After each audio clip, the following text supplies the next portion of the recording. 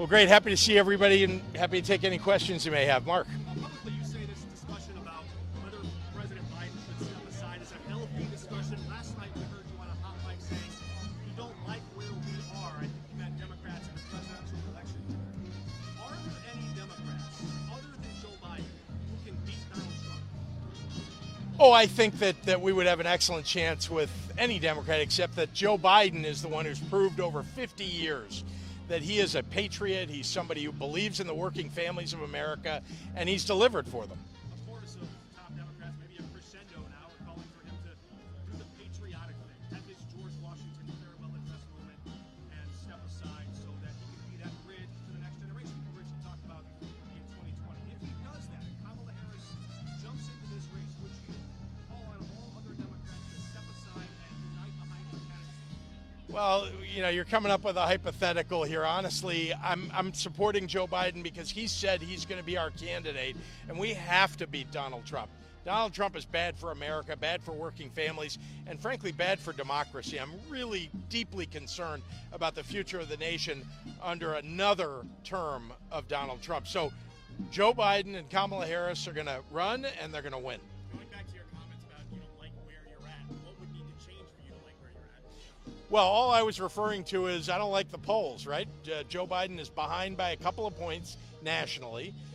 I think we should be doing a lot better. I've certainly said that President Biden should get out there more, talk to the American public, make sure that he's communicating about the issues that are important to them and that the Democratic Party stands up for.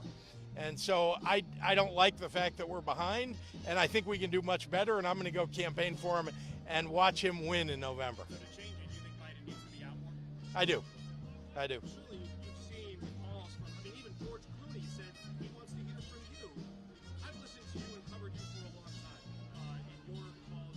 Just the other day, you told college grads at Northwestern that they don't get to pick the moment in history that their life drops in. You also recently said that when you're in the biggest fights of your life, it's important to speak out and not stand down. And when you rally all your supporters at your campaign events, you ask them, are you ready for the fight? Yeah. Are you? This is the fight of our lifetime. This is the most important election of our lifetime. We need everybody to come together to defeat Donald Trump. And yes, I'm working hard. I'm going to Indiana on Friday. I'll be in Ohio on Saturday. Another month or two, I'll be in 2 other states.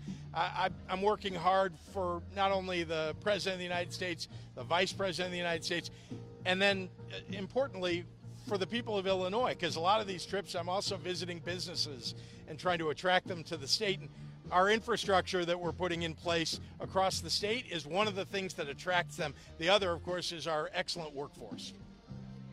So what's your signal to the delegates from Illinois? You'll be at the DNC, of course. Do you expect them to be bound to Joe Biden?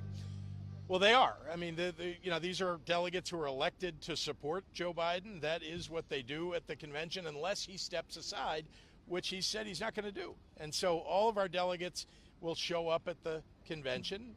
They'll vote for Joe Biden, and I believe Joe Biden will be our candidate and will be a great candidate beating Donald Trump. But we got a lot of work to do. We're all going to have to pull together to make it happen. We'll take one more. Why do you think this line of questioning has persisted so long? Why can't the president put this question to bed?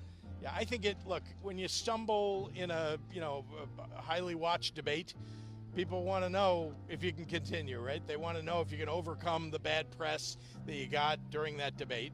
And I think they were slow out of the gates after the debate to make it clear to people that he's going to be the candidate and that he's capable of taking on and beating Donald Trump. And he's doing that now. He's convincing everybody.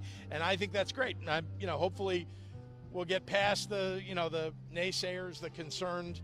But we should listen to them. I also want to be clear, nobody should denigrate people who are asking questions. It's a totally reasonable thing to do. But Joe Biden has said he's going to be our nominee, so we've got to pull together, especially to beat Donald Trump. All right, thanks, everybody. Any comments on that Alton State call before you leave? No?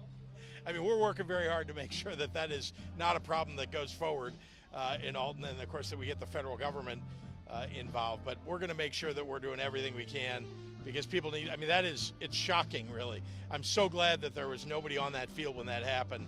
But the question is, why did it happen? And what's the federal government going to do to make sure it never happens again? Thank you.